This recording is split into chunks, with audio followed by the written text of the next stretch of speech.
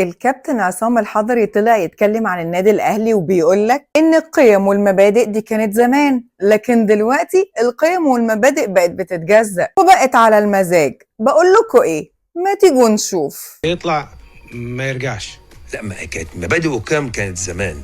دلوقتي المبادئ ما ينفعش تتجزأ.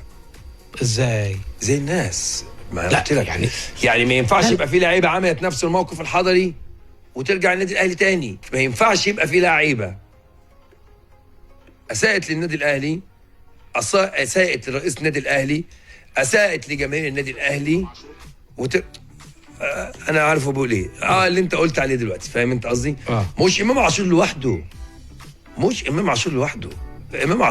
في امام عاشور، في قبل كده حصل موضوع كهربا، موضوع محمود كهربا. خليني بقى شوية كده واحدة واحدة هرد على كلامك حتة حتة. حضرتك بتقول إن المبادئ دلوقتي بقت بتتجزأ. أولا، مين اللي بيتكلم عن المبادئ؟ حضرتك اللي بتتكلم عن المبادئ؟ انت عارف الجماهير مسمينك ايه؟ مسمينك الهارب. انت يا كابتن ما هربتش مرة واحدة، انت هربت مرتين. اول مرة هربت فيها كانت من النادي الاهلي ورحت سافرت على سويسرا، وفاكر برضو انت سافرت ساعتها ليه؟ عشان الفلوس. والمرة التانية لما هربت من مسؤولية تدريب منتخب مصر الاولمبي، وبرضو عشان الفلوس. صحينا لقيناك مش موجود كعادتك يعني. فواحد زي حضرتك معروف مبدأه من زمان وهو صغير وكمان دلوقتي وهو كبير. مبدأك ايه؟ الفلوس. اللي هيقبضني اكتر ههرب له واروح له. فبيتهيألي واحد زي حضرتك بيته من ازاز ما يحدفش الناس اللي بدهم من فولاذ اللي زي النادي الاهلي ده. اولا. ثانيا بقى، دلوقتي يا كابتن عصام بتتكلم عن النادي الاهلي. نسيت يا كابتن عصام؟ نسيت لما كنت بتلف كعب داير على كل القنوات وتعيط لهم عشان ترجع النادي الاهلي من تاني؟ خش اجيب لك سطر الجلاليب من جوه. اقول لك هجيب لك سطر الجلاليب من جوه. الفيديو ده الكابتن عصام الحضري بيعيط فيه قدام الكاميرا علشان يرجع تاني النادي الاهلي بعد فشله في سويسرا وبرضه ما رجعش. وده فيديو تاني للكابتن عصام الحضري وهو بيستعطف اداره النادي الاهلي وجمهوره علشان يرجع تاني. انا واحد بحب النادي الاهلي وطول عمري بموت في حاجه اسمها النادي الاهلي، وبموت في حاجه اسمها تراب النادي الاهلي. لان النادي الاهلي خيره عليا وعلى بيتي وعلى اسرتي وعلى اهلي. وعمري في حياتي ما انسى النادي الاهلي هو اللي عمل عصام الحضري، هو اللي خلاه احسن جون في افريقيا، هو اللي خلاه حقق انجازات البطولات والالقاب كلها. حاجه طبعا بتحسب للنادي الاهلي، لان انا زي ما قلت لك قبل كده يا كابتن مدحت، النادي الاهلي عندي كلمه غاليه. انا في عالم الاحتراف بس كلمه النادي الاهلي عندي لان اسرتي وابويا والعيله كلها عندي كلهم اهلاويه. وبرضه ما رجعش. ولما كان مع منتخب مصر وكان بيسلم على الرئيس ساعتها، الرئيس محمد حسني مبارك، قعد يستعطف الرئيس ساعتها وقال له انا عايز ارجع تاني النادي الاهلي يا ريس، اتدخل لي في الموضوع ده يا ريس. وفعلا الرئيس ساعتها اتدخله في الموضوع، بس لما عرف هو عمل ايه وهرب ازاي أيد قرار النادي وبرضه ما رجعش. وصلت لانك تدخل رئيس الجمهورية علشان ترجع تاني النادي الاهلي وبرضه ما رجعتش. ده انت ما خليتش حد الا لما كلمته عشان ترجع، من الامن اللي على البوابه لعم حارس لحد رئيس الجمهوريه وبرضه ما رجعتش. طب عارف ليه كنت عايز ترجع تاني النادي الاهلي؟ لان انت ما عملتش اي تاريخ في اي نادي غير النادي الاهلي، تاريخك كله جوه النادي الاهلي. ولو كنت رحت اي فريق تاني حتى وانت موهوب مش هتعمل تاريخ. عايز تعمل تاريخ؟ ادخل النادي الاهلي. نرجع بقى لكلامك مره تانيه وللاسامي اللي انت قلتها.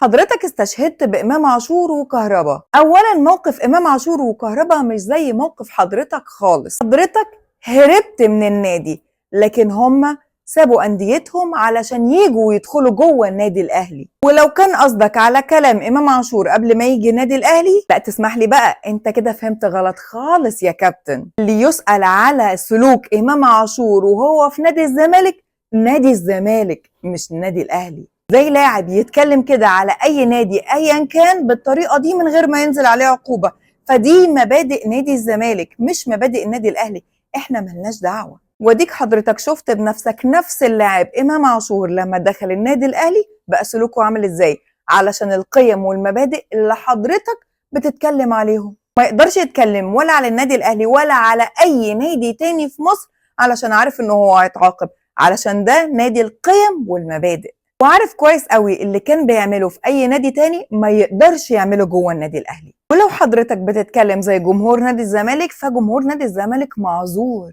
لان امام عاشور بشهادة الكل انه دلوقتي احسن لاعب في مصر، فاحسن لاعب في مصر ساب نادي الزمالك وراح النادي الاهلي، فلازم الجمهور يبقى متضايق، فهيقول اي حاجة علشان يطلع غضبه فيه. دول امام عاشور وكهربا اللي انت استشهدت بيهم. عرفت ان موقفهم غير موقف حضرتك خالص. عرفت ليه؟ علشان حضرتك هربت عشان الفلوس، هما جوه النادي. انا اقول لك بقى موقفك زي موقف مين، وبالاسامي. موقفك زي موقف رمضان صبحي اللي انت بنفسك قلت مستحيل يرجع النادي الاهلي تاني، والكلام ده مش من زمان على فكرة، ده لسه من قريب، من سنة يعني. استنى هفكرك بكلامك. لو رمضان صبحي عنده فرصة يرجع الأهلي، يرجع ولا ولا لا؟ مش هيرجع اصلا النادي الاهلي. مش هيرجع النادي الأهلي. النادي الاهلي بص النادي الاهلي زي ما ده كان النادي الاهلي خلاص لما بيقفل. ها افتكرت كلامك اللي انت قلته انه مستحيل يرجع النادي الاهلي تاني، لان النادي الاهلي لما بيقفل عشان قيمه ومبادئه مستحيل يرجع تاني.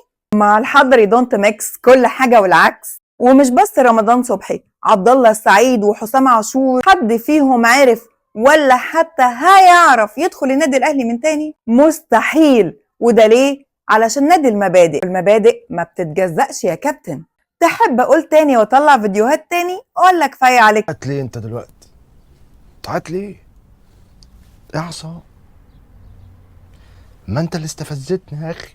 هو حضرتك بتقول الكلام ده دلوقتي ليه؟ ليه طالع وبتناقض نفسك في كل كلامك اللي انت قلته قبل كده وبلسانك؟ هو الموضوع لحد دلوقتي وجعك وانك معرفتش تنهي مسيرتك الكروية وانت جوه النادي الاهلي؟ ولا كنت عشمان انك تاخد منصب اداري بس معرفتش؟ ولا الاضواء غايبة عنك حبتين وحبيت تطلع علشان تقول انا موجود؟ عيب، عيب قوي يا كابتن لما تطلع وتتكلم على النادي اللي خيره عليك، وده بكلامك وعلى لسانك، وتراب النادي الاهلي اللي انت بتموت فيه وده برضه على لسانك. عيب تتكلم عن النادي اللي عملك وعمل تاريخك وعمل انجازاتك وعمل بطولاتك، ولو كنت قضيت عمرك كله في اي نادي تاني ما كنتش هتعرف تعمل الانجازات دي ولا البطولات دي. ودي حقيقة، لان حتى دكة النادي الاهلي بتجيب بطولات. يعني لو لاعب راح النادي الاهلي وقعد طول عمره على الدكة وما لعبش، برضه هيبقى في تاريخه بطولات. النادي الاهلي نادي كبير واكبر من اي حد، وما ينفعش اي حد ايا كان مين يطلع يتكلم عليه بالمنظر ده، وخصوصا لو كان خيره عليه. وده اخر الكلام. سلام.